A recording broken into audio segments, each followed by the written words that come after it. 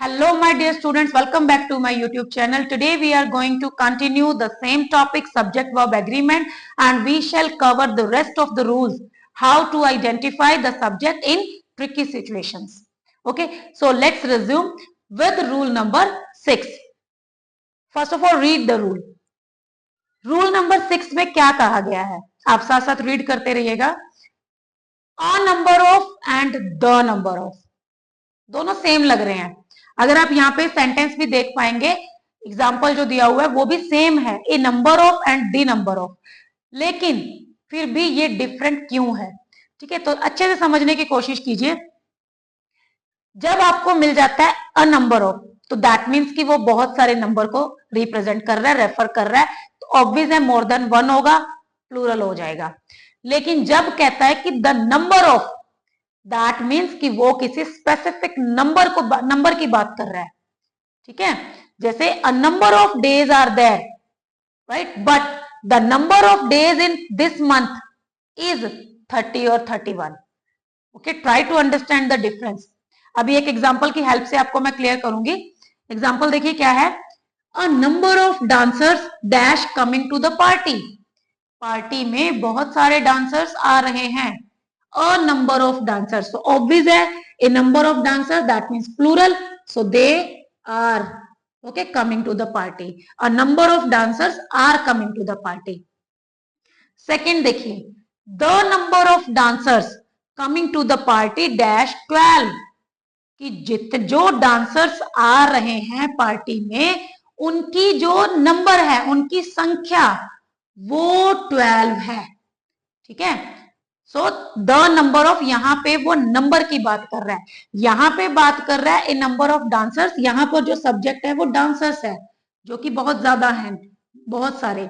लेकिन यहाँ पे जो सब्जेक्ट है वो है उनका नंबर, और जो नंबर होता है वो सिंगुलर होता है. सो इसीलिए यहाँ पर क्या आएगा, is. The number of dancers coming to the party is 12.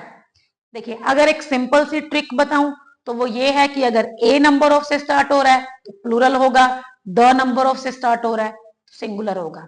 लेकिन आई डोंट थिंक कि ऐसी ट्रिक्स को रिमाइंड रखने से, मतलब याद करने से हमें ग्रामर क्लियर हो जाएगी. नो, हमें डिफरेंस भी पता चलना चाहिए.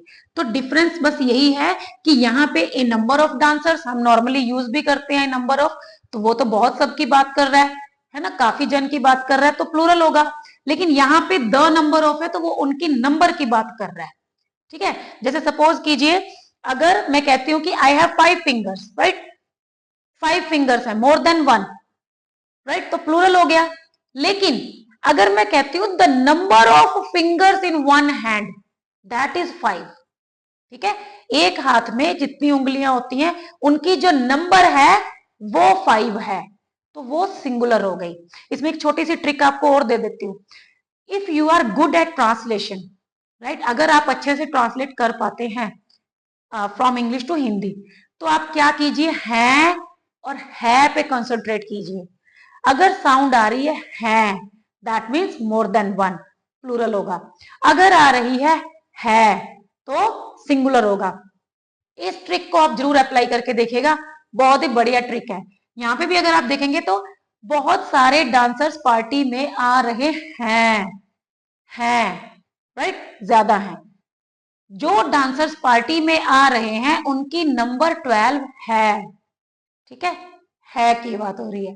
तो है और हैं का अगर आप डिफरेंस समझ लेते हैं तो भी आपको सब्जेक्ट वर्ब एग्रीमेंट में कोई प्रॉब्लम नहीं आएगी. तो चलिए बढ़ते हैं नेक्स्ट रूल की तरफ. रूल नंबर 7 क्या कहता है. अगर आपको याद होगा, लास्ट वीडियो में मैंने जब रूल नंबर 5 आपको बताया था, वीडियो के एंड में आप देखेगा, रूल नंबर 5 में हमने बात की थी a little and much, right. अब उसका ऑपोजिट हमारे पास है, that is many and a few. Okay, many and a few. Apart from that आपके पास है सेवरल एंड बोथ. सेवरल जो वर्ड होता है उसका मीनिंग होता है कई सारे. बोथ का मीनिंग होता है दो, कोई भी दो. बोथ जो है वो दो को रेफर करता है. इसके अलावा अगर हम बात करें मैनी एंड अ फ्यू, दोनों ही काउंटेबल नाउन के साथ यूज होते हैं और जो कि मोर देन वन को रेफर करते हैं। मैनी मतलब बहुत सारे, अ फ्यू मतलब भी कुछ, ठीक है, लेकिन मोर देन वन। तो जहां पे आपको वर्ड्स मिल जाते हैं many, a few, both and several, वहां पे जो सब्जेक्ट है वो क्या होगा, प्लूरल। ठीक है, तो एग्जाम्पल देखिए, many of the teachers dash teaching online, was और वर। सो मैनी, बहुत सारे teachers, many of the teachers, obvious है प्लूरल है, तो कौन सी वर्ब आएगी, प्लूरल। वॉज और वर में कौन सा प्लूरल है, वर। ऐसे ही नेक्स्ट देखिए, बोथ ऑफ यू, अब ये किसी एक पर्सन को नहीं कह रहा, ये दो को कह रहा है, कोई दो पर्सन है उन दोनों से बात कर रहा है, उसको बोल रहा है कि बोथ ऑफ यू, तुम दोनों इनवाइटेड हो, right. So both of you dash invited to the party, so that means plural subject and we are to choose plural verb. Both of you are invited to the party. I hope rule number 7 is clear. Rule number 8 क्या कहता है, ये कहता है कि जो collective nouns हैं, ठीक है, कलेक्टिव नाउन्स वो हमेशा सिंगुलर होती हैं, लेकिन वो किस कंडीशन में सिंगुलर होती हैं, जब वो किसी मतलब पूरे ग्रुप को ही रेफर करती हैं, ठीक है, पूरे ग्रुप को। लेकिन अगर उस ग्रुप में जितने मेंबर्स हैं उनको वो अलग अलग अगर रेफर करती है तब वो हो जाती है प्लूरल, ठीक है। लेकिन यहां पे हम बात कर रहे हैं अगर द क्राउड एक कलेक्टिव नाउन है और ये जो है पूरी भीड़ की बात कर रही है, उनको एज अ होल काउंट कर रही है, तो यहां पर क्या आएगा, अगर हम बात करें वर्ब की, तो फर्स्ट फॉर्म और फर्स्ट फॉर्म प्लस एस और ई एस, इन दोनों में से सिंगुलर कौन सा है, ठीक है। अगर आपको याद हो तो मैंने आपको उस वीडियो में बताया भी था, फर्स्ट वीडियो में, कि जो सिंगुलर है वो फर्स्ट फॉर्म प्लस एस और ई एस होता है। तो द क्राउड कलेक्टिव नाउन है referring to the whole body, that means यहां पर सिंगुलर वर्ब जो है वो यूज होगी, तो enjoys, the crowd enjoys the excitement in the game, ठीक है। ऐसे ही अगर द फैमिली है या the class, the whole class is out in the playground, so the whole class is referring to all of the students that are in their class, in that specific class, but वो उनके पूरे group को refer कर रहा है। अगर हम कहते हैं कि पूरी क्लास बाहर है, ठीक है, मैंने आपको है और है भी बताया था, तो वही चीज है, आपको ये देखना है कि जो कलेक्टिव नाउन है अगर वो पूरी यूनिट को रेफर कर रही है तो दैट मीन्स वो सिंगुलर होगा, ठीक है। रूल नंबर 9 क्या कह रहा है, रूल नंबर 9 कहता है कि अगर आपको मिलता है expressions of time, expressions of distance and expressions of money, मतलब उनका यूनिट्स मिलती हैं, ठीक है, unit of time, unit of money, तो वो जो है यूनिट ऑफ डिस्टेंस वो हमेशा सिंगुलर की तरह काउंट होते हैं क्योंकि वो एक यूनिट को रिप्रेजेंट कर रहे हैं, ठीक है। For example $10 dash a lot of money, so यहां पे जो $10 है, नो डाउट $10 खुद जो है वो प्लूरल है, लेकिन वो मनी की एक यूनिट की बात कर रहा है, सो $10 is not a lot of money.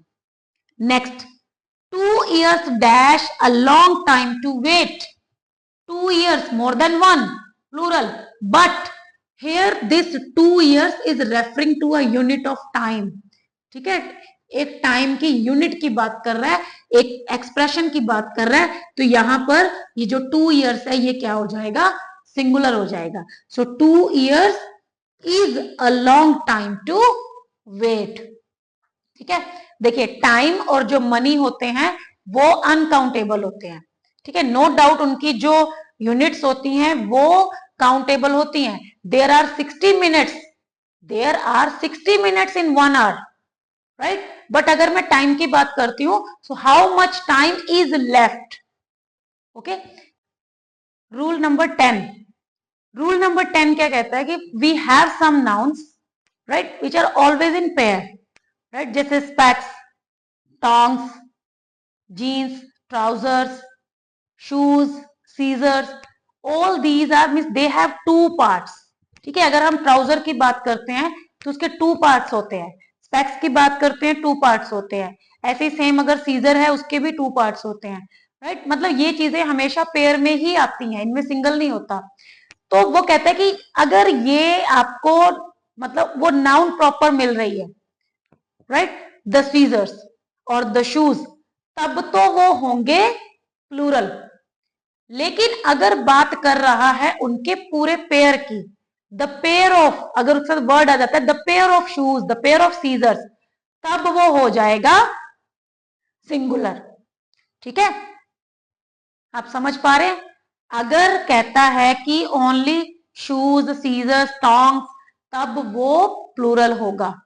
These seizures are blunt, मतलब वो चाहे एक सीजर होगी लेकिन वो ब्लंट, उसकी मतलब आर उसके लिए यूज कर रहा है क्योंकि वो उसमें 2 पार्ट्स हैं। अगर हम कहते हैं the pair of this scissor, okay, the pair of this scissor that is blunt, तो अगर वो पेयर की बात कर रहा है, जैसे मैंने आपको हैं और है की बात बताई ना, तो अगर जब जोड़ा वर्ड साथ में आ जाता है द पेयर, तब वो है हो जाता है। ठीक है, so my shoes dash in the drawer, मेरे जूते ड्रॉर में हैं। My shoes are in the drawer. This pair of shoes dash expensive, जूतों का जोड़ा, राइट, जूतों का ये वाला जो जोड़ा है वो बहुत एक्सपेंसिव है। So this pair of shoes is expensive. Same sentence में भी हो सकता था, मेरे शूज ड्रॉर में हैं, my shoes are in the drawer. The pair of my shoes is in the drawer, मेरे जूतों का जोड़ा ड्रॉर में है। वहां पे जोड़े की बात कर रहा है, जोड़ा सिंगुलर है, लेकिन जूते 2 हैं तो वो प्लूरल है। ठीक है, आई होप आपको डिफरेंस क्लियर हो गया होगा। रूल नंबर 11, रूल नंबर 11 क्या कहता है? ये कहता है कि अगर आपका जो सेंटेंस है वो स्टार्ट हो रहा है किसी जेरेंड से, जैसे स्विमिंग, साइकिलिंग, सिंगिंग, या फिर स्टार्ट हो रहा है टू इन्फिनेटिव से, जैसे टू एर डैश ह्यूमन। ठीक है, तो कहता है इस कंडीशन में क्या होता है, जो सब्जेक्ट्स होता है वो, सब्जेक्ट जो होते हैं वो सिंगुलर होते हैं। ठीक है, अगर आपके जो सेंटेंस है वो ऐसे स्टार्ट हो रहे हैं तो जो सब्जेक्ट होगा वो सिंगुलर होगा। For example, swimming dash a good exercise, swimming एक अच्छी एक्सरसाइज है, तो यहां पे क्या हो जाएगा, is. Same, singing is my hobby, dancing is my hobby, right. Singing, dancing, running, jogging, ऐसे अगर जो वर्ड्स आपको मिलते हैं तो वहां पे भी सिंगुलर वर्ब यूज होगी। ऐसे ही टू एर डैश ह्यूमन, दैट मीन्स इसका मतलब होता है इंसान गलतियों का पुतला है। ठीक है, is, to err is human. या playing video games is my hobby.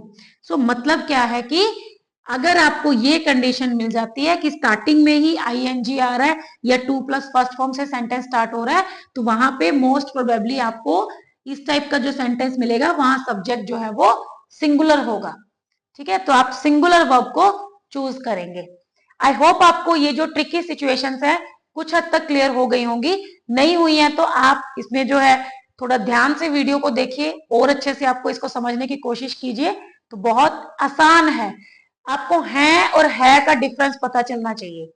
ठीक है, और इसके अलावा आपको करना वही है, सिंपल, सब्जेक्ट को आइडेंटिफाई कीजिए, देखिए सब्जेक्ट सिंगुलर है या प्लूरल है, अगर सिंगुलर है तो सिंगुलर वर्ब, प्लूरल है तो प्लूरल वर्ब, बस काम इतना ही है। लेकिन अलग अलग सिचुएशंस में सब्जेक्ट को सिंगुलर या प्लूरल ये चेक करना वो अपने आप में एक टास्क है। ठीक है, अभी मैं इसी टॉपिक से रिलेटेड एक वीडियो और बनाऊंगी जिसमें मैं आपको एक एक्सरसाइज दिखाऊंगी। उस एक्सरसाइज में मतलब डिफरेंट टाइप्स ऑफ ये जो रूल्स है हम इनको कवर करेंगे और उस एक्सरसाइज को सॉल्व करके सीखेंगे कि कैसे वहां पर इज, एम, आर या कौन सी सिंगुलर वर्ब आई या प्लूरल वर्ब आई। ठीक है, और वो क्यों आया, वहां पे कौन सा रूल अप्लाई हुआ। तो थैंक यू, मिलते हैं नेक्स्ट वीडियो में।